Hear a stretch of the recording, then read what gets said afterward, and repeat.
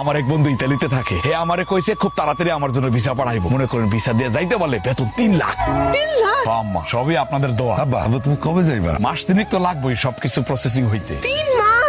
আরে এটা কি ছোট করে দেশ নাকি? ইউরোপ অনেক বড় কান্ট্রি, অনেক উন্নত। এই দেশে যাইতে গেলে ভিসা প্রসেসিং এর একটু সময় লাগে। আব্বা আল্লাহ মুখ তুলে তাকাইছে, এখন দেখবেন আমাদের সুখের দিন আবার ফিরে আইছে। আরে আমি তো জানতাম আমার জামাই এত সহজে নিঃস্ব হইব না। আমার জামাই বইলা কথা, তার একটা দাম আছে না। যতদিন তুমি ইতালি না যাও ততদিন কিন্তু তুমি আমার বাড়িতে থাকবা, আমার বাড়িতে খাইবা। আমি যেহেতু এখন বেকার, আমি চাইতেছি আরেকবার বিদেশে যাই, কিছু টাকা পয়সা যদি দিতে। না আমি কাউরে হেল্প করতে পারবো না। তুমি জামাই শ্বশুর বাড়িতে আসছো তাই বলে যে তোমারে এখনই পোলাও মাংস রান্না করে খাইতে হইব সেইটা তো আর কোনো জায়গায় লেখা নাই। তোমার যা যা খাইতে পছন্দ তুমি খালি মুখ দিয়ে আমারে বলবা, আমি আয়না দিব। এই ইলিশ মাছ আছে ঘরে?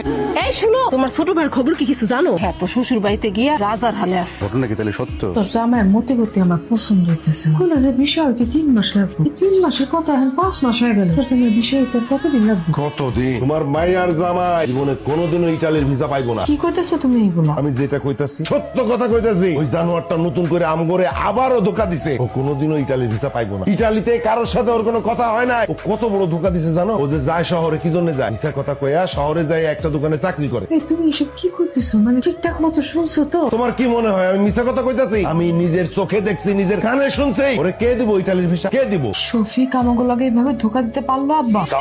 শফিক তুমি আমার করে ধোকা দিছো। কিসের ধোকা? তোমার ইতালি যাওয়ার খবর কি? ও যাবো তো, যাবো।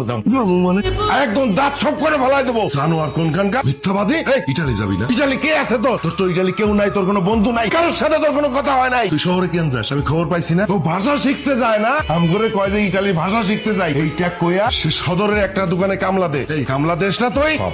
এই তুমি মিথ্যা কথা কয়ে সন্তান নিলে কেন? সন্তান মানে? তোমার সন্তান হইবে মানে আমি বাবা হবো? না, আমার মাইয়া তোর বাচ্চার মা হইব না। তুই একটা জোট একটা প্রতারক। আমার মাইয়ার এই সন্তান আমি রাখতে দিব না। আলেয়া, তোমার আম্মা এত বড় কথাটা বললো, তুমি প্রতিবাদ করবে না? না করব না। এই এত কথা ওর সাথে আমরা কেন কইতেছি? বের এখান থেকে বের। আব্বা আমি বাপ হইতে যাইতেছি, অনেক বড় খুশি সংবাদ। এই কিসের খুশির সংবাদ? কে কইছে তুই বাপ হইতে যেতেছিস? বাবা আমার কথা আমার একটু থাকতে দেন। বাবা আমি বাপ হইতে যাইতেছি, এটা আমার খুশি সংবাদ। হাসিল কোন হালকা? আমি কি করবো কও? ভাগ্যের উপরে তো কারো কোনো হাত নাই আছে। সবার চিন্তা তো আর আমি করতেছি। কে কোন ব্যবহারটা করলো সেটা আমার দেখার বিষয় না। আমি চিন্তা করতেছি আমার কথা।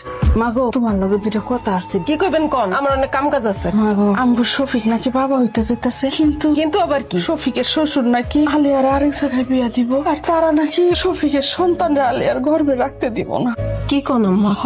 মাগো তুমিও তো একজন নারী। আজকে তোমাকে লোভের লেগে আমার শফিকের জীবন একেবারে শেষ হয়ে গেল। তুমি কিছু করতে পারো কিনা একটু দেখো। তোমার আমি মরার আগে একটুখানি দেখে যেতে চাই যে আমার শফিকটা একটু ভালো আছে, আর আপন বলতে দুনিয়াতে কেউ আছে। মাগো তুমি একটু দেখো না, তুমি কিছু করতে পারো কিনা ওই অবাগাটার লেগে। তুমি বয়সে ছোট হইলো তো শফিকের বড় ভাবি তো মায়ের সমান হয়, তাই না? কিসের মামা? আমি কি সত্যি সত্যি কোনোদিন মা ডাক শুনতে পারো না? না পারবি না, কারণ তোর জামাই হচ্ছে একজন প্রতারক। তুই কি ইচ্ছা করে না বোঝার বান করে থাকস নাকি তুই বুঝতে চাস না? তোর পেটে যদি সন্তান হয় তোর আমি বাইরে বিয়ে দিব কেন? মূর্খ মাইয়া এইটুকু কি মাথার মধ্যে ঢুকে না? সি মামা, আপনি কি আসলে আলের মা নাকি ডাইনি? মুখ সামলায় কত কইবা মাইয়া? ভাবি তুমি আমাকে বাড়িতে কি মনে কইরা? কিছু মনে করে আমি এই বাড়িতে আসি নাই, আসছি নিজে পাপের বোঝাটারে একটুখানি কমাইতে। শুনলাম টাকার জন্য তুমি শফিকের সন্তানকে তার কোলে দিতে চাও না, তাই না আলেয়া? তুমি কেমনে জানলা এইসব কথা? আমি সবই জানি, শুধুমাত্র এই টাকার জন্যই তুমি মা হওয়ার সুযোগ পাইও মা হইতে চাও না। অথচ আমারে দেখো, বিয়ের এত বছর পর আমি মা ডাক শুনতেই পারলাম না। আমার কোলে একটা সন্তান আইলো না আলেয়া। তোমাকে তো টাকা আছে, তোমরা সন্তান দিয়ে কি করবা? টাকা তোমার লেগে আমি টাকা নিয়ে এসেছি, তোমার ভাইজানের কাছ থেকে জোর করে আমি এই টাকা নিয়ে এসেছি। এই সব টাকা তোমার নাও, ধরো। তুমি শুধু আমার কথা দাও, তোমার সন্তান জন্মের পরে তুমি ওরে আমার হাতে তুলে দিবা। কথা দাও। অসম্ভব, আমার সন্তান আমি বেঁচে দিব না। অথচ তুমি তোমার মায়ের বুদ্ধিতে নিজের সন্তানদের নষ্ট করতে চাইছো। তুমি জানো কত শত নারী দিন রাত তপস্যা করতেছে একটা মাত্র সন্তানের জন্য, আর তুমি সেই সন্তানরে পাইয়াও আলেয়া।